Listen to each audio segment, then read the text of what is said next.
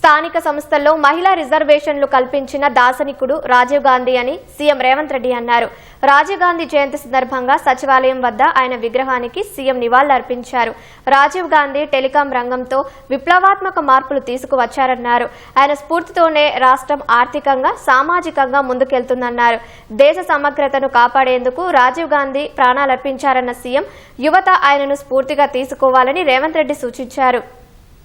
సంస్థల్లో, చట్టసభలలో మహిళలకు సముచితమైన ప్రాతినిధ్యం ఉన్నప్పుడే సమస్యలు చర్చించబడతాయని చెప్పి ఆనాడు మొట్టమొదట స్థానిక సంస్థల్లో మహిళా రిజర్వేషన్లకు పునాదులు వేసింది రాజీవ్ గాంధీ గారు. అందుకే ఈరోజు గొప్ప నాయకుడు, స్ఫూర్తి ప్రదాత రాజీవ్ గాంధీ ఈనాటి యువతకు స్ఫూర్తిగా ఉండాలి.